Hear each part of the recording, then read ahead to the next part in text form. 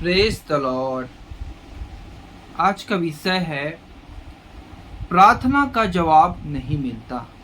क्या कारण है कि हमें प्रार्थना का जवाब नहीं मिलता? मेरे प्रियो, ये सबके मन में आता है। हम प्रभु में इतने समय से चल रहे हैं और प्रभु की इच्छा पूरी कर रहे हैं, और हमसे क्या ऐसी गलती हो गई है कि प्रभु हमारी प्रार्थना को नहीं सुनता है। हम कितने वर्षों से हम प्रार्थना दिए हैं, प्रार्थना रिक्वेस्ट दिए हैं, लेकिन प्रभु उसका जवाब अभी तक नहीं दिया। हम पास्टर से भी प्रार्थना करवाते हैं, प्रभु के दासों से भी हम प्रार्थना करवाते हैं, लेकिन प्रार्थना का उत्तर हमें क्यों नहीं मिलता है? क्या कारण है? मेरे प्रियो, इस विषय को हम गंभीरता से सीखेंगे कि बाइबल का वचन हमें परमेश्वर कैसे हमसे बातें करता है, क्या बातें हैं जिसके कारण हमें प्रार्थना का जवाब नहीं मिलता है।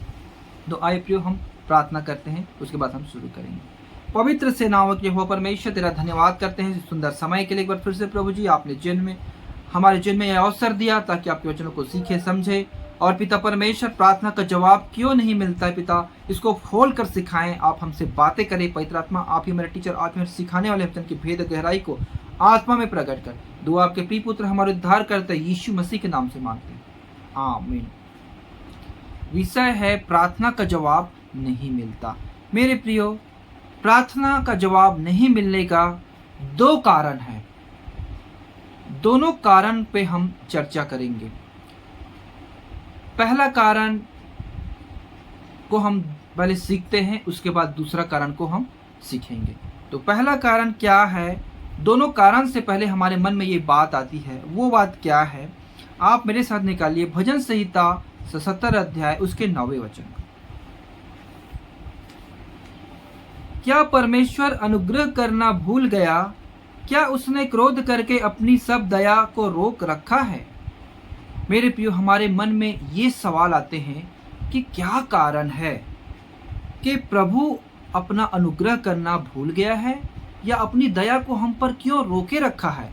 उन आशीषों को जिसने प्रभु ने खुद कहा है, तुम आशीष के वारिस होने के लिए बुलाए गए हो, तो हमें आशीष क्यों नहीं मिलती? हम फलवंत क्यों नहीं होते हैं? हमारे काम में, हमारे परिश्रम में हमें आशीष क्यों नहीं मिलती है? मेरे प्रियो, उसका क्या कारण है? प्रभु हमसे कहता है।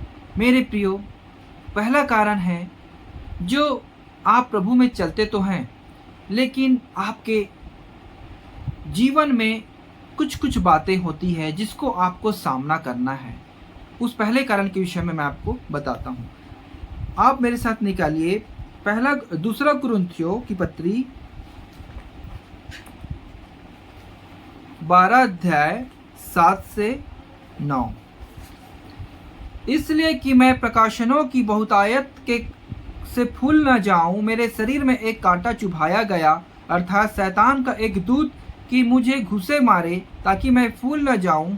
इसके विषय में मैंने प्रभु से 3 बार विनती की कि मुझसे यह दूर हो जाए, पर उसने मुझसे कहा, मेरा अनुग्रह तेरे लिए बहुत है, क्योंकि मेरी सामर्थ निर्बलता में सिद्ध होती है। इसलिए बड़े आनंद से अपनी निर्बलताओं पर घमंड करूंगा कि मसीह की सामर्थ मुझ में छाया करती रहे।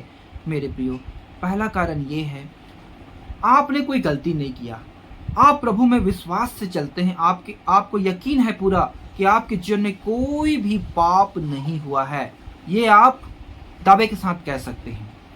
तो मेरे प्रियो, ये पहला कारण है उस व्यक्ति के लिए जिन्होंने कोई पाप नहीं किया, फिर भी उसके जीवन में परमेश्वर आशीष क्यों नहीं दे रहा है, आशीष क्यों उसके जीवन में फल नहीं रहा है। मेरे प्रियो, मैं आपको कहना चाहता हूँ, आप परीक्षा की दशा में हैं। जैसे पौलुस प्रेरित, उसमें क्या बुराई है पौलुस प्रेरित में? और शैतान ने उसके पीठ में क्या चुभाया? कांटा चुभा के रखा है ताकि वो फूल ना जाए। और परमेश्वर से उसने 3 बार प्रार्थना किया। हमने यहाँ पढ़ा, परमेश्वर से मैंने 3 बार प्रार्थना किया, लेकिन प्रभु कहता है कि मेरा अनुग्रह तेरे लिए बहुत है। इसका मतलब क्या है? मेरे प्रियो, परमेश्वर आपको जिस दशा में है उससे कहीं ज़्यादा आपको देने वाला है।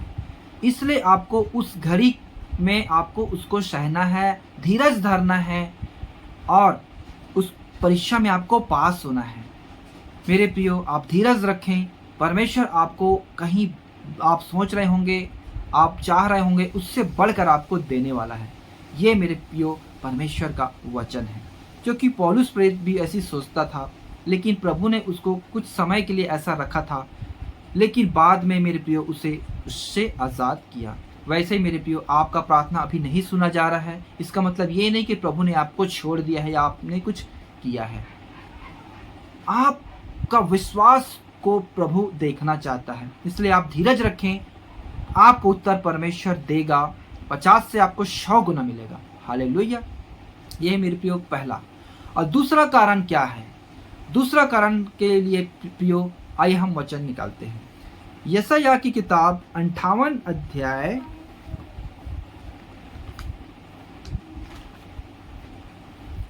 उसके 4 वचन।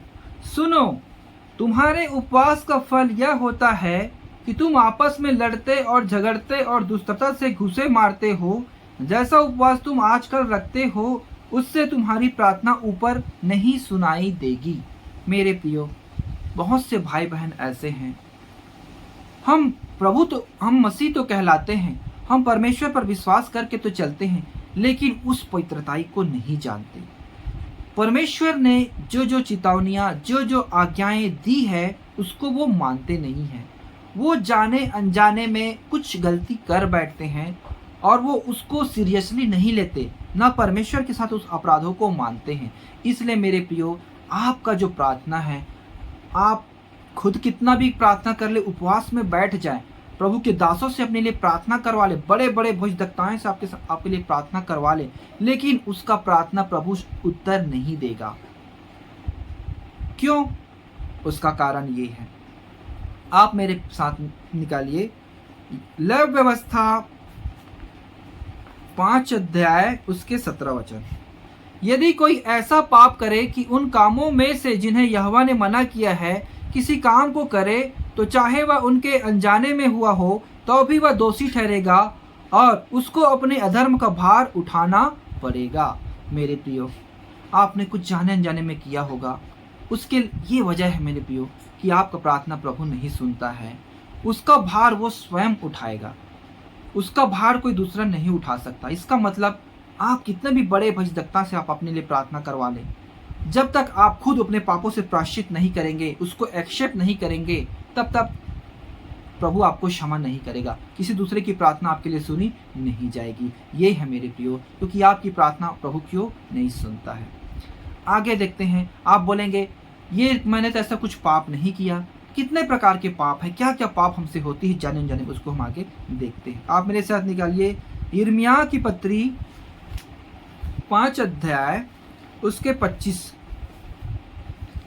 परंतु तुम्हारे अधर्म के कामों ही के कारण वे रुक गए और तुम्हारे पापों ही के कारण तुम्हारी भलाई नहीं होती। हमारे अधर्म का काम, हमारे पापों के कारण हमारी भलाई नहीं होती। मेरे प्रियो, हम आगे बढ़ना तो चाहते हैं, हम अच्छा पाने की कोशिश तो करते हैं, लेकिन हमारे अधर्म के काम, हमारे पापों के काम की वजह से हम क्या है, वो सारी भलाइयाँ, सारी आशीष जो परमेश्वर की ओर से मिलती है, वो सब रुक गई हैं। तो आप अपना जीवन को सही करें मेरे प्रियो। परमेश्वर कहता है तुम मुझसे वार्तालाप करो, तुम मुझसे बातें करो, तुम्हारा पाप लाल रंग का क्यों ना हो, मैं उसे धोकर हिम की तरह श्वेत कर दूंगा। लेकिन तुम अपने आप को पश्चाताप करो और नम्र और दीन करो और मुझसे प्रार्थना करो। मेरे प्रियो, परमेश्वर ऐसा कहता है। आप बोलेंगे मैंने कोई पाप किया नहीं, कुछ किया नहीं।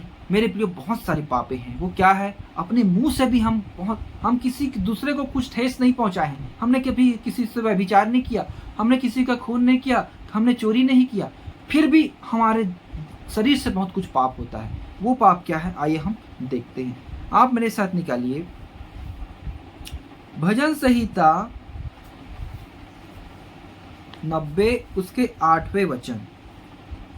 तूने हमारे अधर्म के कामों को अपने सम्मुख और हमारे छिपे हुए पापों को अपने मुख की ज्योति में रखा है। परमेश्वर कहता है तूने हमारे अधर्म के कामों को अपने सम्मुख और हमारे छिपे हुए पापों को अपने मुख की ज्योति में रखा है। ऐसा प्रभु के जन कहते हैं।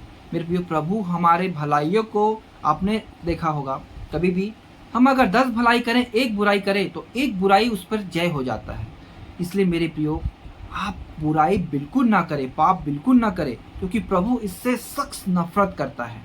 बुराई से बहुत चीड़ता है वो। हालेलुया। दाऊद ने हजारों भलाइयां की, लेकिन एक बुराई उसने किया तो प्रभु ने उसके घर में कैसे विपत्ति को डाला। आप स्मरण रखिए। हालेलुया। एक वचन और प्रियो जो आपके सामने मैं पढ़ना चाहता हूँ, वो है कैसे हमारे मुंह से जो पाप होता है उसको प्रभु क्या कहता है। भजन संहिता आप 59 उसके 12, वह अपने मुंह के पाप और होठों के वचन और साप देने और झूठ बोलने के कारण अभिमान में फंसे हुए पकड़े जाएं। हालेलुया। देखो मेरे प्रियो, अपने मुंह के पाप, होठों के वचन और साप देने, हम अपने मुंह से जो बातें करते हैं, हम अपने मुंह से जो शब्द निकालते हैं, उसके द्वारा भी हम पाप करते हैं। और जो झूठ बोलते हैं उसके कारण हम अभिमान में पड़ जाते हैं। तो मेरे प्रियो, इसको हमें सही करना है। इसको सारी बातों को आप जब सही करेंगे तब परमेश्वर आपकी प्रार्थनाओं को सुनेगा मेरे प्रियो। और आपको किसी से प्रार्थना करवाने की जरूरत नहीं पड़ेगी, परमेश्वर आपकी ही प्रार्थना को सुनकर उत्तर देगा। लेकिन ये जो बातें मैंने आपसे कही है, उन बातों को आप अपने जीवन में देखें। कहीं ये बातें आपने कहीं जाने अनजाने में कुछ भी किया हो, उसको आप इस प्रार्थना में प्रभु से बोलें मेरे प्रियो, और पश्चाताप करें मेरे प्रियो। प्रभु आपको क्षमा करेगा, प्रभु आपको ब्लेस करेगा, प्रभु आपको आशीष देगा। लेकिन आप पूर्ण समर्पण के साथ, विश्वास के साथ, नम्र और दीन होकर प्रभु के साथ घुटने में बैठें और प्रार्थना करें मेरे प्रियो। प्रभु आपकी प्रार्थनाओं को जरूर सुनेगा, क्योंकि प्रभु करुणामय परमेश्वर है, दयालु परमेश्वर है। कभी भी वो अपने लोगों को ऐसे लज्जित नहीं होने देगा। लेकिन प्रभु हमसे दूर होना नहीं चाहता। हमको दूर करने वाला कौन है? वो अधर्म के काम, वो पाप, वही हमें प्रभु से दूर करता है। तो दूर करने वाली बाधाओं को आप निकाल कर फेंके और परमेश्वर के समीप आए और प्रभु के सामने आप बातें करें। प्रभु आपको अपनाएगा, प्रभु आपको गले लगाएगा, प्रभु आपको छुटकारा देगा, प्रभु आपको आशीषित करेगा, प्रभु आपको फलवंत करेगा। आमीन। मैं विश्वास करता हूँ प्रियो, आपने वचन के द्वारा कैसे कि परमेश्वर पिता हमारी प्रार्थनाओं का जवाब क्यों नहीं देता है, हमें जवाब क्यों नहीं मिलता है, इसका आंसर आपको मिल गया होगा। आइए प्रियो हम प्रार्थना करें। पवित्र सेनाओं के हो परमेश्वर, तेरा धन्यवाद करते हैं। सुंदर वचन के द्वारा आपने हमसे बातें किया कि कैसे पिता हमें हमारी प्रार्थनाओं का जवाब नहीं मिलता है। अगर हमने कोई पाप नहीं किया है तो पिता आपने हमें धीरज रखने के लिए कहा है और हमें आप उससे कहीं बढ़कर देने की इच्छा रखते हैं। इसलिए पिता हमारी प्रार्थना का एक कारण है, और दूसरा कारण ये है पिता परमेश्वर कि हमने अपने बुराइयों के वजह से आपकी आशीषों को खो दिया है। इसलिए हम अपनी बुराइयों को दूर करना चाहते हैं। आप हमारी सहायता और मदद करें। हे पिता, हम मेरी ये आपसे प्रार्थना है, आप मेरे सारे अपराधों को क्षमा करें और मुझे धोकर शुद्ध करें। आगे को अपना जीवन में सही करना चाहता हूँ, मुझ पर दया करें। मेरी प्रार्थना विनती को सुन और ग्रहण कर। ये छोटी सी दुआ आपके प्रिय पुत्र हमारा उद्धार करता है यीशु मसीह के नाम से मांगते हैं, आमीन। मेरे प्रियो, अगर ये आपको अच्छा लगा आप लाइक करें। परमेश्वर के वचन के लिए चैनल में सही पहली बार आए हैं सब्सक्राइब करें और अपने भाई बहनों को शेयर करें ताकि वो भी इस वचन को जाने और सीखें और अपने आत्मिक जीवन में बढ़ोतरी पाएं। परमेश्वर के इस काम में आप अपना योगदान प्रदान करें। सब भाई बहनों को जय मसीह।